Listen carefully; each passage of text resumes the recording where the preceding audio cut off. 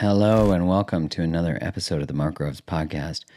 Today I'm coming at you with a solo episode, one that I wanted to throw back, kick back, old school style, and record without video, and just flow with you on something that I read, a quote that I heard a long time ago that really resonated with me, and I feel really called to share with you some of my thoughts about it, because I think these words are written in a frequency that is transformative, that is a call, and I think a lot of podcasts, videos, words, written, books, just language and people's existence, we can be in the presence of those and just feel a call forward, feel that there is something being asked of us, that there's something resonant in it that we needed to hear that kind of cracks through the veil of the mask we're wearing or the playing small, the way that we don't allow ourselves to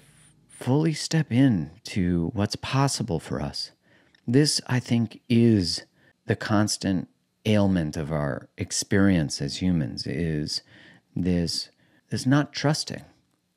And even as we get more evidence that listening to our intuition is actually not just validating to our intuition itself, which means validating to the self, but that it actually steers us in the direction that brings us alive.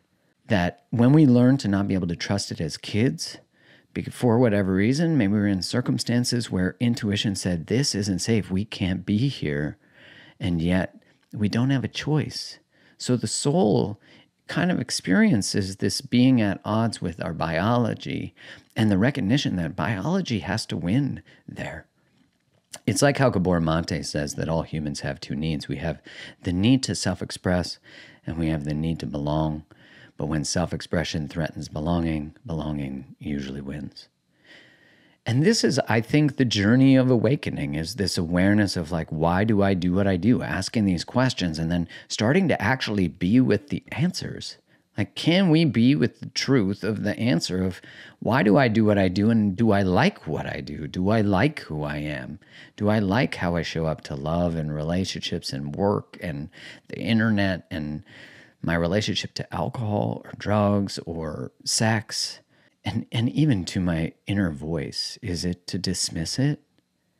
Because if I listened, I don't like the answer. If I listened, I'm going to have to get uncomfortable. I'm going to have to maybe hurt people. I'm going to have to cause disruption in my life. And it is like the thing that we're often being called towards is the last thing we want to do. And I think about how many times for myself, this being true, and also with so many of the like hundreds and hundreds and hundreds and hundreds and thousands of people I've been exposed to, their challenges and their struggles, is that we want it to be anything but what we know. That we go on an evidence-seeking mission to try to figure out what's wrong with us, that's the answer we're coming up with. There has to be an answer, a pathology, a psychology to why I would want to leave a job that's safe, or have a conversation that's hard, or leave a relationship that's not expansive. It is through that just saying, oh, I hear you, right? We stop running from the thing that's being brought forward in our experience. We start to see that, man, and even saying this to you, I can sit with it in myself, which is, you always knew. Deep, deep down, you might have learned to bury it so deep that the only thing that said the answer was just a cell in your body. But you did hear the tweak. You heard the nudge. But as you continue to live a story that isn't yours, a life that isn't yours, as the gnawing gets louder, right? As the self-abandonment has a higher cost because there's awareness that the inflammation we create in our bodies due to not listening, due to misalignment, that it is actually through just saying, I hear you. I'm not going to run from what you're saying. I hear you. I'm not sure what to do with what I hear in my heart, but I hear it. The acknowledging of it doesn't immediately mean action.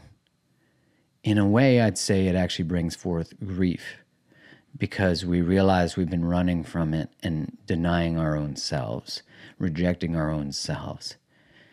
It is really, honestly, the most beautiful moment to come back into contact with our being, with our soul. And it might be since we were an infant, days old. It could be in utero that we leave our bodies because it doesn't feel safe. We leave our experience, we leave our authenticity, we leave our self-expression because it wasn't okay. And so we wake up in relationships and a life, and maybe just subtle versions of that, we wake up in, and we can feel that we have not been using our voice, that we've been disconnected from ourselves for as long as we know. I know when I woke up to like, hey, how did I get here? The first thing I thought was like, when was the last time I really felt connected to myself? Like, when was that? And I've experienced, and I've shared with you very transparently on the podcast, that I've had a lot of indecision, a lot of like not knowing, uncertainty, unable to make a choice, unable to choose a direction. And I feel like I've been in the soup of life, right? That I've been sharing just the feeling split. And I was working with a somatic therapist, and she said to me, "You're not indecisive. You're not uncertain. You're in freeze. What is showing up as the inability to make a choice is that your nervous system is frozen." And that really resonated for me because I thought, oh, here I am like, man, why can't I just like go full steam in the direction? That's what I know how to do. I'm passionate about these things. Like, why can't I? And it's like, the ability to not move, to be immobilized because I'm scared, because I'm traumatized, because there's trauma. And, regardless of the perspective of whether I have the right to have it based on my experience in the last 3-4 years and being in Canada, it is my experience and it's true. And I felt a lot of validation in that. And so I say that to you. I just share my insight into my own experience to say,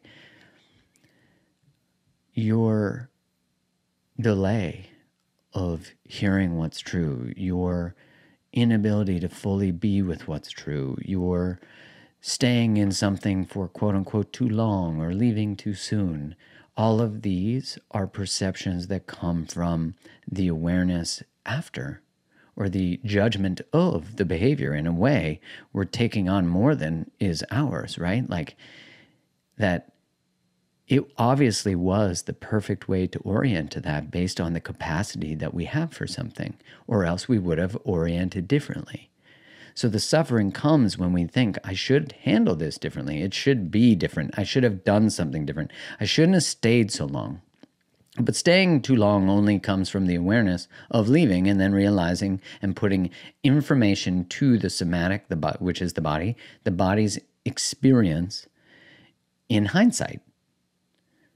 So whenever anyone says, oh, I regret I did that, or I can't believe, I didn't learn that, or I should have stayed with that person, I'm like, that's only the gift that comes from making the choice or mistake.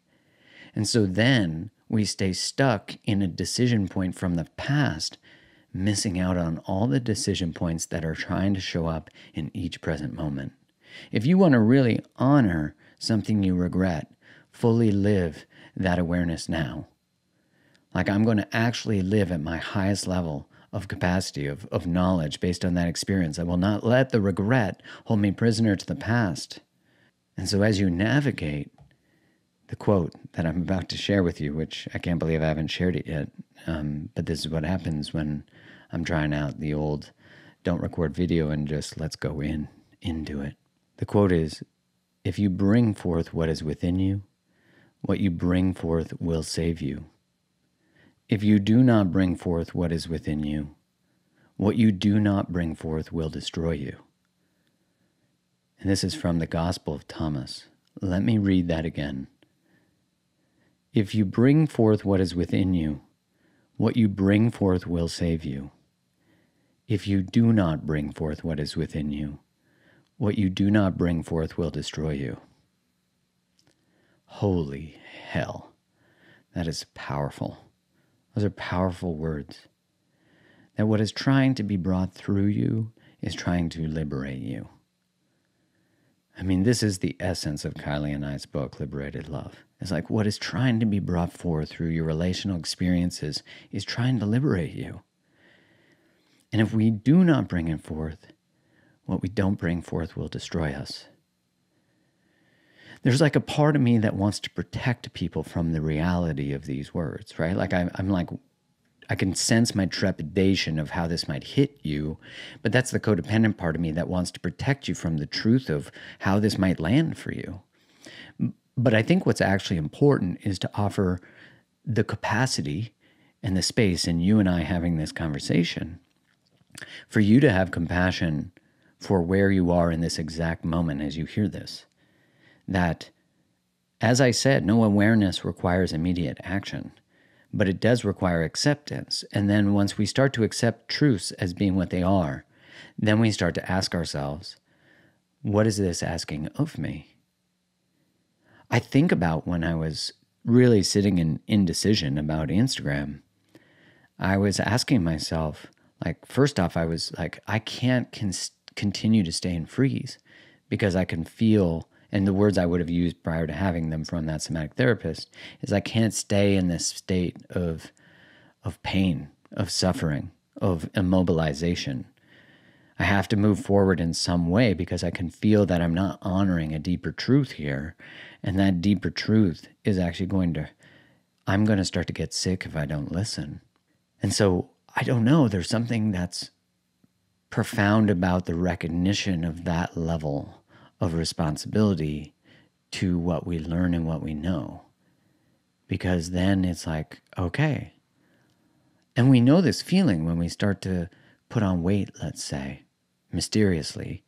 You know, we seem to have a lot of anxiety. We start to get depressed. And we can't label why.